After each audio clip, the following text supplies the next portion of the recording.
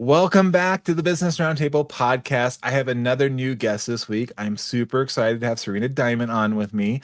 I am your host, David Carr of Steward Your Business. We help bring teams together to accomplish great things. And that's why I actually love having Sarena on here, who has just got a wealth of experience, background. She and I also met in Success Champions Network. I talked about that in our last podcast, Sarena, because we have so many great people coming out of that networking group. But why I have Sarena on here is because Sarena, you do so much, and we're going to talk about how we collaborate together.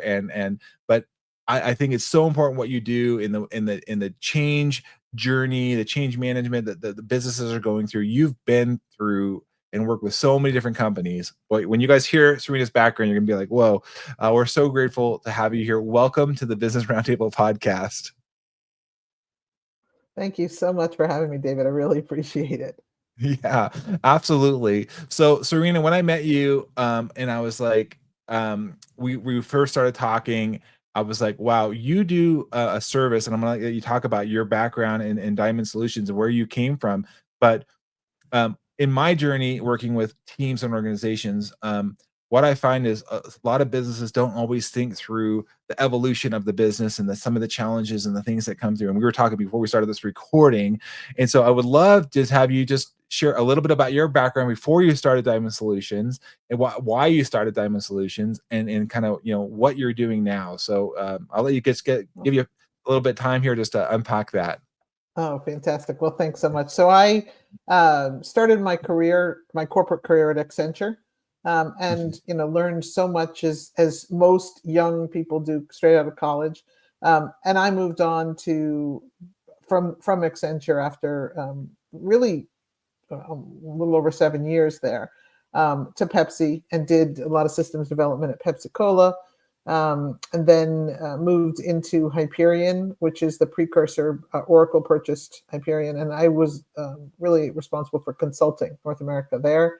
So I sort of flip-flop back and forth between consulting, then being in the business doing IT development and leading IT development teams, and then consulting again.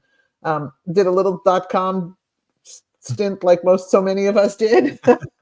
Which is very fun and exactly like they had it in all the magazines. But ultimately, that business went out.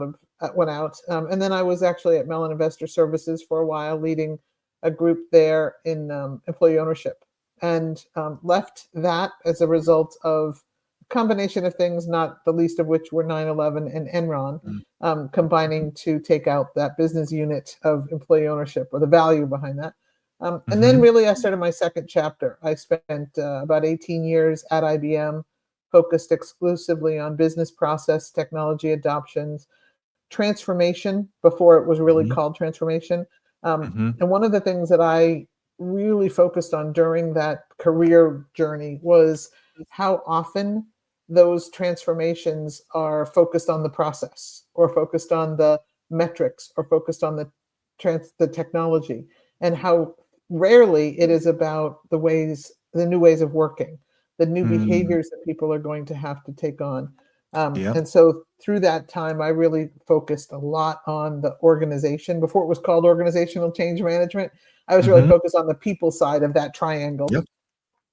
Loved that very much. And then when IBM and Kyndryl spun off, I often refer to that decision to choose door number 3. And I didn't go to either. I actually went off to another company for about 6 months, and then launched my own business of focusing exclusively on organizational change. I have had a phenomenal 3 years of. I didn't get the memo that this was supposed to be something where you did it part-time. I launched right in and had multiple clients right from the beginning. Love that. I have loved every unique experience that has been there, because the one thing that is common, no matter what change an organization is going through, whether they've acquired a company. I've had clients that have acquired a company and the acquire and hold, and then surprised that they didn't get whatever efficiencies they wanted or increased market share. I've had the opportunities where things haven't gone as well from a strategic perspective. The leadership team sees the strategic vision clearly, and everybody seems like they're lagging. All kinds of change challenges Mhm. They're really just at the real core of those. They're always about how do you bring people along, and how do Yes. you help the organization to adopt those. So that's what I focus my exclusive energies around, is how the organizational change happens with the organizational Mhm. change management. I And I yeah. love it. I know, I love it. I mean, this is why I think you and I connected. The folks that have to listen to the podcast, I'm with you on that people side, and I think your history. That's why I want you to share a little bit about your background in working with IBM and Pepsi and Accenture. Is that you've been in these large organizations and you've seen the challenges that come with changes and adapting, or and if you don't adapt, what does what does that look like? Because there's companies that try to choose, I don't, I'm resisting the change that really does need to happen. And I see like you coming in, Sarena, kind of like the oil, if you will, to break that up over where is that resistance, or even if you say like I want to get there, I don't know how to get there. What would that look like? And I think a lot of people get stuck just in the business, like you said, processes and the systems, and then they're not being proactive and anticipating the change that will come. Right? Yeah, the things Oh, for that are sure. necessary, like you I think mentioned. it's funny, Yeah, the one thing. yeah. Sorry, I You're go think ahead. one of You're the good. things that I see Delay pretty there. consistently is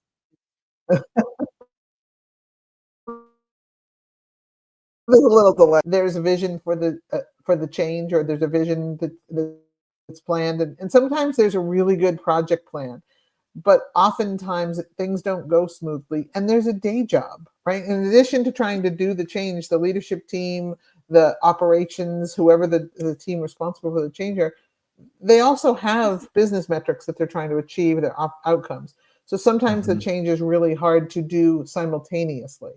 Yep. And so one of the things that I often get called is usually when I joke sometimes when it's it's already gone poorly, right? You've Mhm. already missed some objectives, Yep. that sometimes it's the PE firm isn't happy, or the board Mhm. isn't happy, and sometimes it's just we missed our quarterly expectation. And Mhm. then now what do we do, right? How is it that we can double down on the efficiency play for the quarter? Those. Yep. Yep. And the teams need to be really truly empowered to get Mhm. on that change journey with the leadership team. And lots of times that really does come at the need for the leadership to adopt different ways of leading, different ways of Mhm. communicating. I often say that it's a very simple 3 steps. It's just really hard to do. Build belief in the why, right? It's create that, Mhm. enable the behaviors that you expecting them to change, and then sustain that change. Now, Mhm. those are three very simple. Here's the steps. Here's what it is. It's not rocket science. It's just hard to do. If you haven't been doing it pretty much every day for 30 years, it's really hard to Mhm. start doing it now. And that's one of the reasons why I love working with leaders who really want the change to work. They just don't know how Mhm. to do it. Yeah. So that's really where I love those kind of partnerships. No, and this is why we have the Business Roundtable podcast, Sarena, is that we want these leaders, as they listen to the podcast, are like, oh man, I'm not alone. There's somebody else that could come alongside me and help me in this. And that's what I love. Like you said, I'm in a similar journey, about 3 years going on that with Steward Your Business. Like I realized I could go and work for a company, but I could help more. And like you're doing, Sarena, reach more companies, help that with your services. And you're like, hey, I can come in as a consultant and guiding your team, helping them. You don't have to figure it out all on your own, Right, right? right, I mean, I right. think that's the And smartest leaders realize that they need help from outside. 100%. Because if for no other reason, then most of the time leaders will reach out to their own industry or somewhere in their own network, but they rarely have the breadth of experiences that somebody Mhm. from outside can do. And I know sometimes there's hesitation to bring in somebody from the outside, because will they get us? Will they understand the culture? There needs to be some conversations before you bring Mhm. in anybody else. But if you've got somebody that's been in multiple environments, Mhm. the ability to capture those lessons, those things that you Mhm. learn from having been, I mean, in the 3 years since I've been in business, I have been in the entertainment equipment rental business, huge industry. I did not even know what it was, but some of the kinds of environments that those people serve, Yep. huge. I've been in the automotive industry. I've been in the healthcare industry twice. I've been in the property development business. So all of these, and what's really interesting, so I think I may have, I don't think I told you this. Last year, I had my two largest client engagements.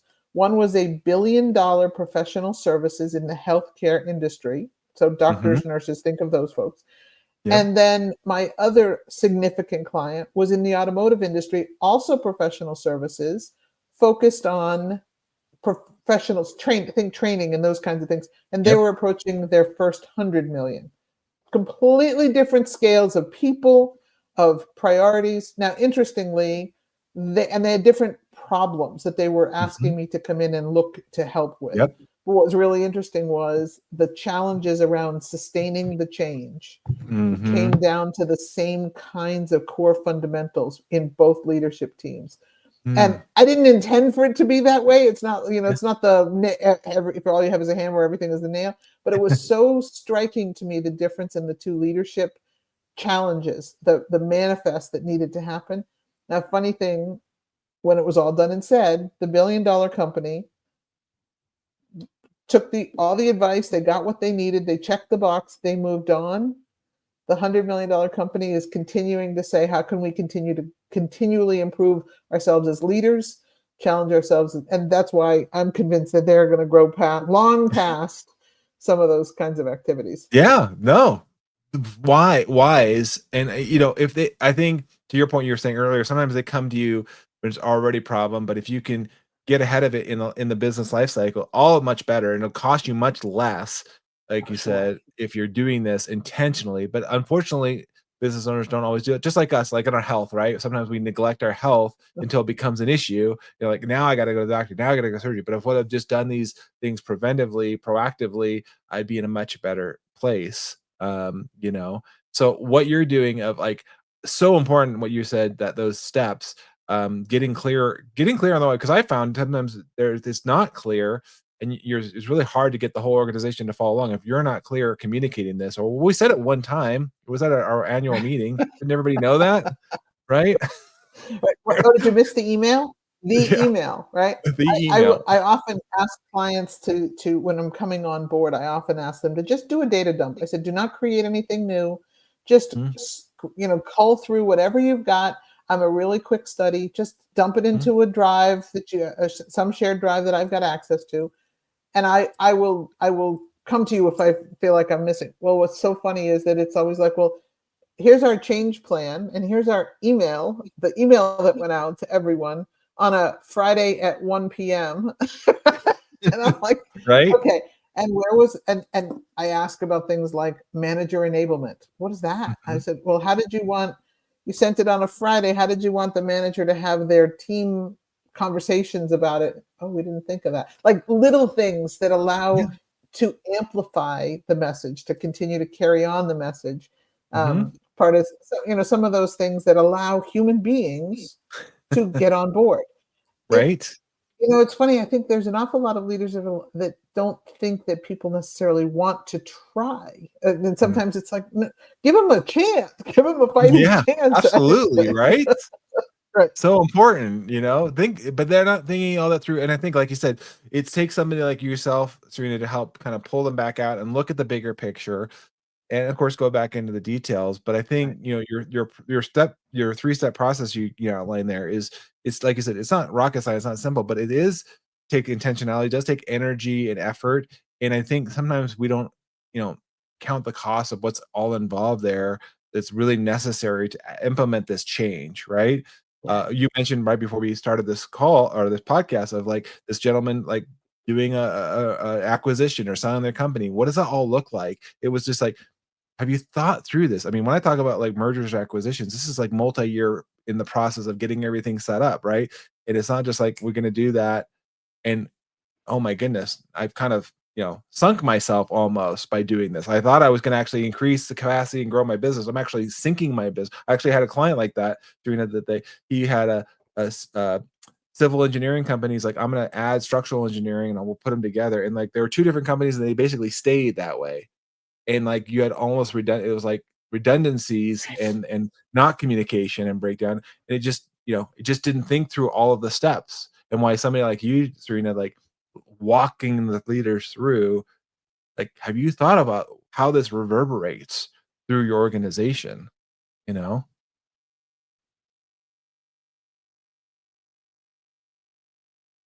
Oh, you might have froze. For sure. Yeah, there you Yeah, go. I think we just had a little blip there. Glitch. You good? Okay.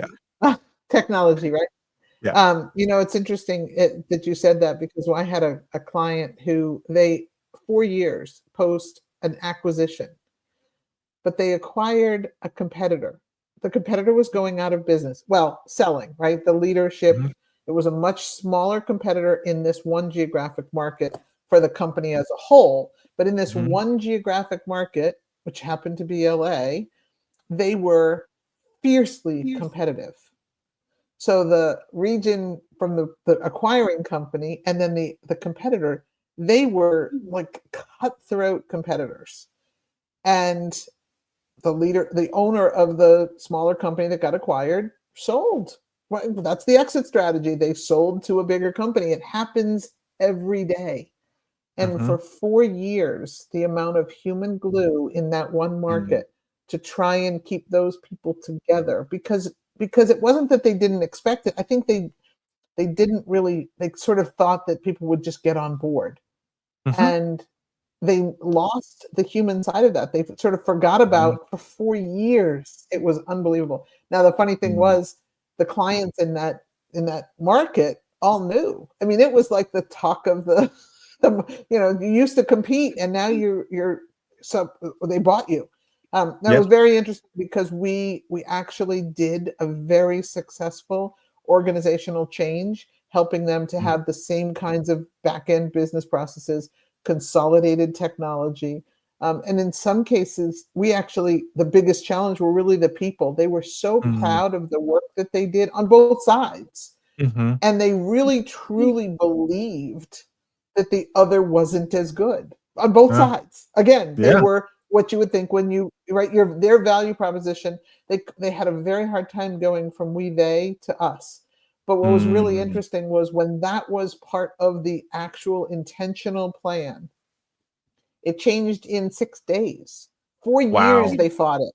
And in six wow. days of us working together, there wasn't it was gone. And it was so Mhm, gone. The best part was that months after, when I was done, the funny thing that used to be talked about was that the competitor, the small company that was acquired, they used to deliver their equipment in vans that still had the old company's name on the logo. 4 years later, oh, geez. I got a picture sent to me by one of the folks from the team that once we had been really successful in bringing the people over with them. They were outside rolling paint over the side of the van and prepare for the wrap that was Finally, part they're of the like, company's "Okay." logo. Yeah, Yeah, yeah.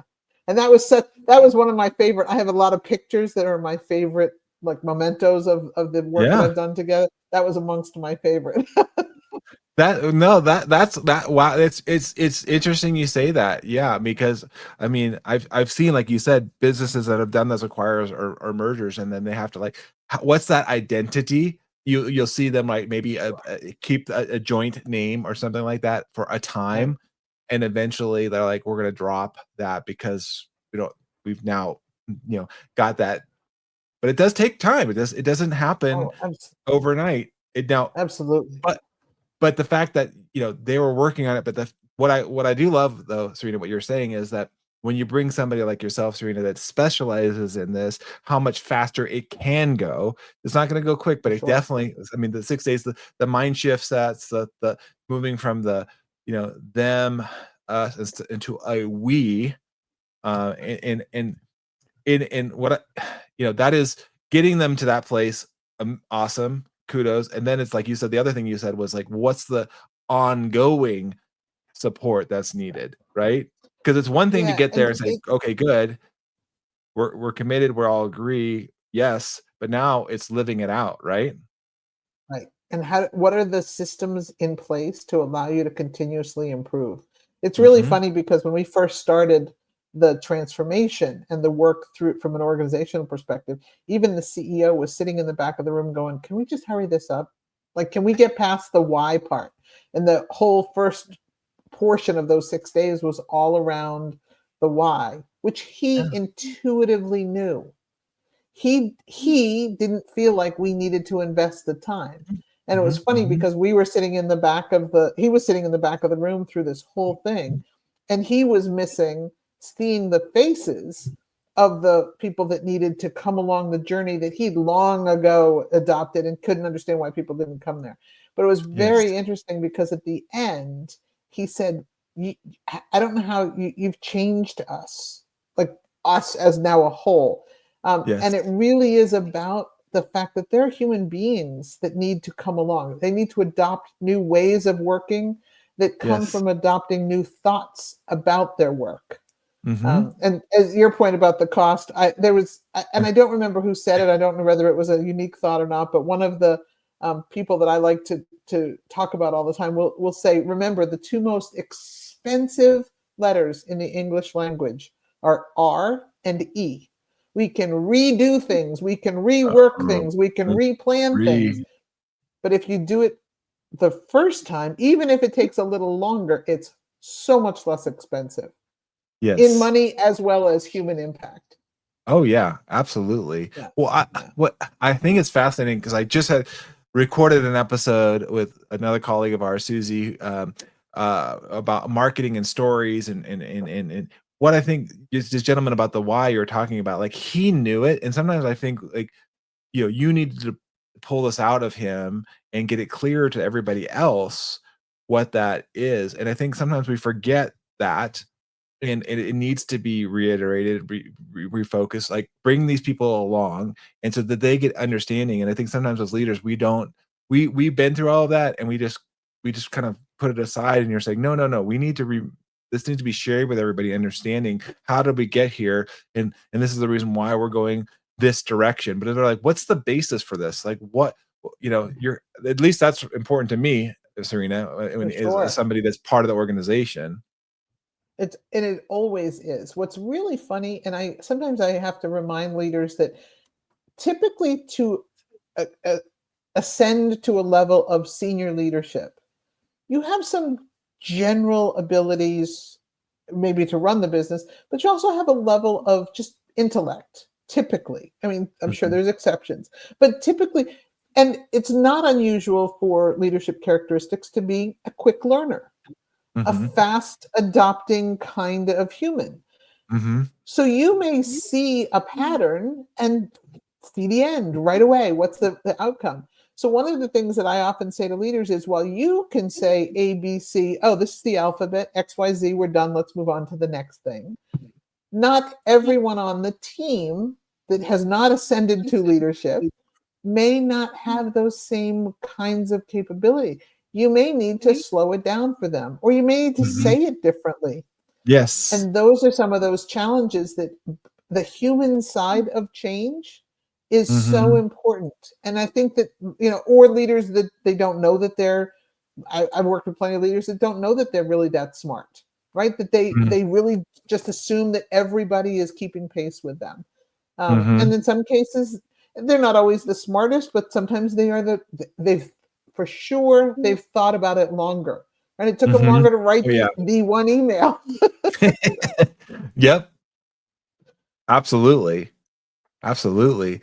So, I no, I think that's so important, Serena, the work that you're doing with companies, and having somebody like yourself come in there, pull out those stories, pull out the why, and getting the buy-in. Because I literally was just talking with a colleague, or a client, an employee of a client, this morning, and she was saying, like, I just get these edicts or things that come out from the owner of the company, but I don't know that she's hearing me or understanding me, and there's a disconnect there. You know, are we on the same page as to the mission of what we're trying to achieve, or the greater vision, or is there misalignment? that misalignment shows up in so many ways. And I'm not saying it's always the leader's fault, right? In some Mm-hmm. cases, you will have a team. I actually have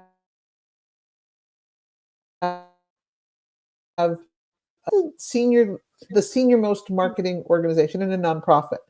And she actually sat down with the new CEO, had a wonderful conversation talking about the contributions that she makes from a marketing perspective to this nonprofit, which is an Mm-hmm. interesting dynamic in and of itself and the marketing person reports to the COO, who really doesn't understand marketing, but certainly didn't understand this dynamic. And what was so funny was I often would say to the CEO in that case, the marketing leader that you've got there knows some of the experiences, knows some of the Mm-hmm. things, but if she is not in a place to be able to give you, like I've asked her some key metrics. How do you know if your things in marketing are Mm-hmm. working?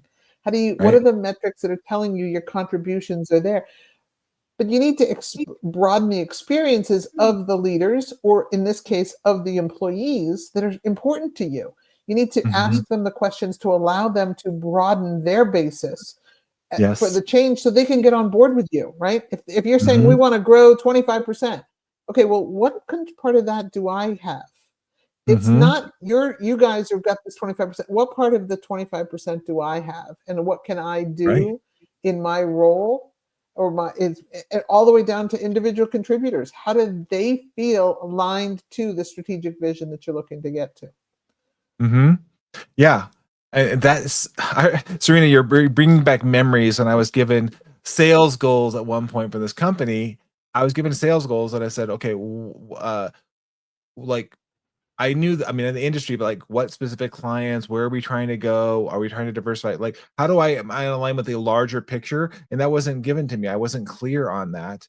It was just like, come up with some sales goals, make it more than you made last year. Okay, I can do that. But like, how do I know I'm going to, like you said, win? Because I could shoot for some things and that's not an overall alignment, but it wasn't clear to me, the strategic vision um, I worked with another company that was very intentional about strategic planning and looking at these on a regular basis and kind of going back. And like I said, not just a one-time thing. It's like, but having somebody like you, Sarena, like have them like, I love that question. Like, how do you know you're winning? How do you know you're actually moving in the right direction? Instead of going to the CEO and saying, here's what I did. Like, well, I don't like that. Or this isn't perfect. Like, well, we're totally talking past each other, you know? One of my favorite challenges that I had with a client was they had gone through this effort, had another set of consultants in to help them create a new mission and a new vision, a new set of core values.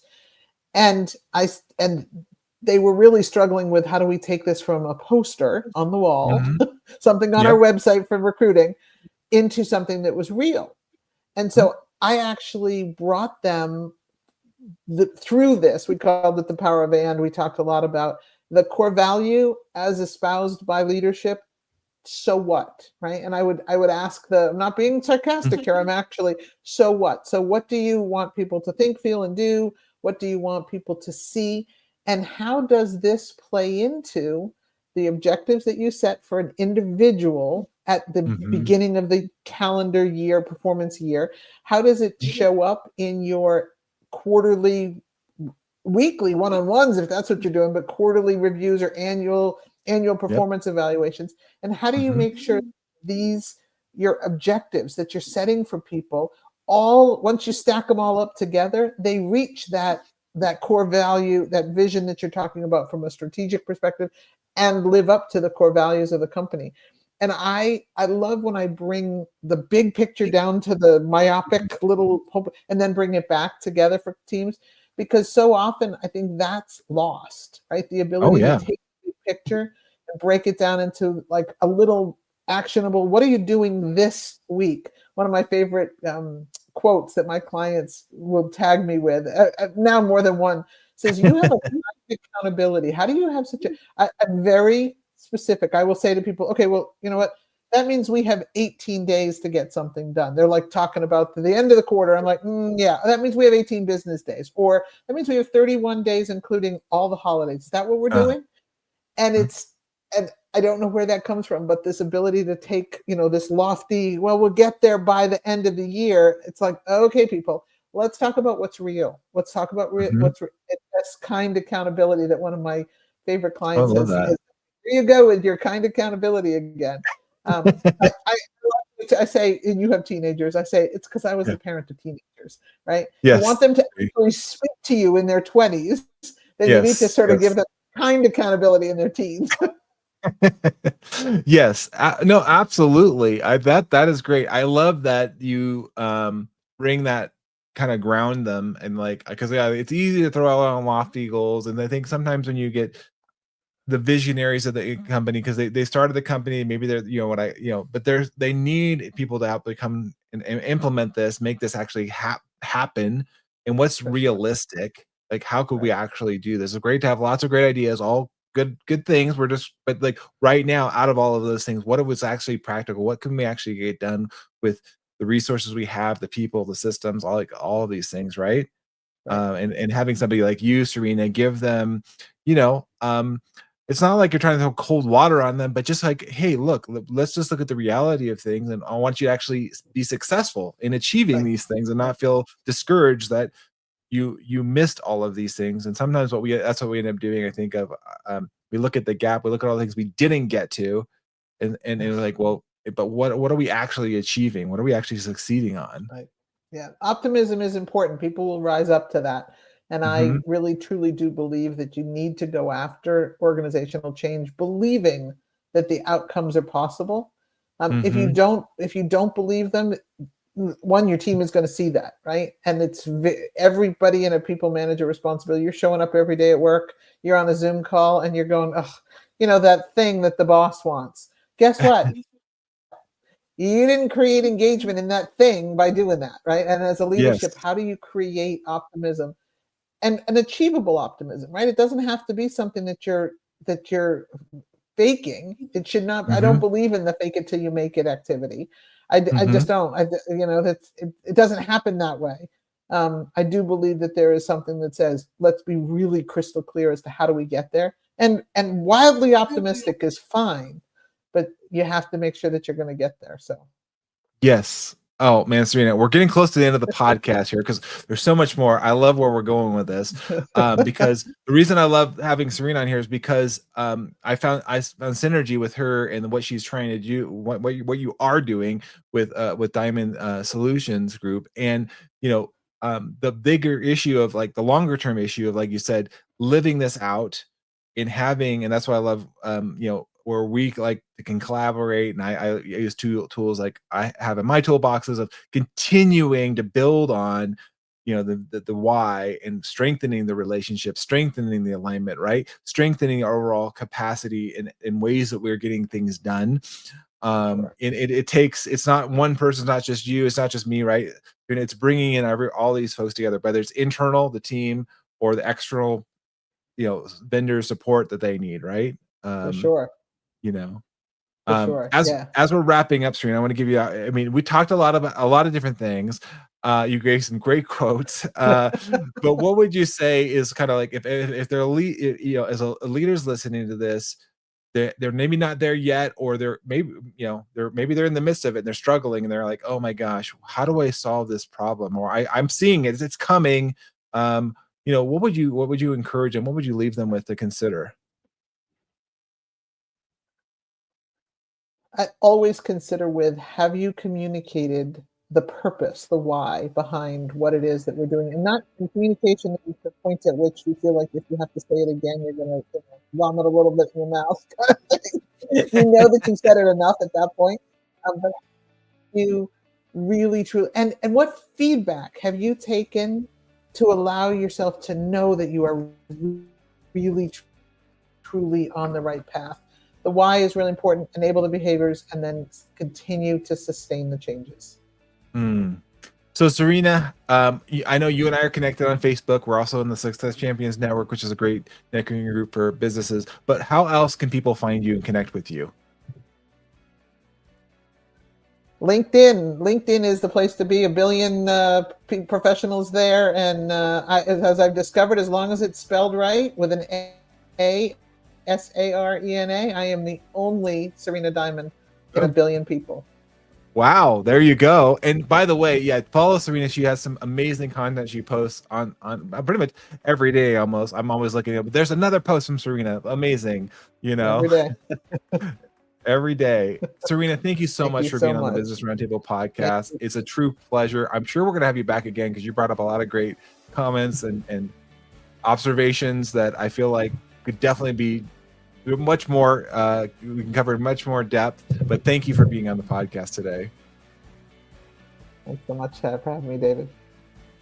Thanks everybody for listening. I appreciate you guys subscribing, sharing the podcast. Always a pleasure. Until next time, take care, be well, and thanks again for listening. Bye everybody.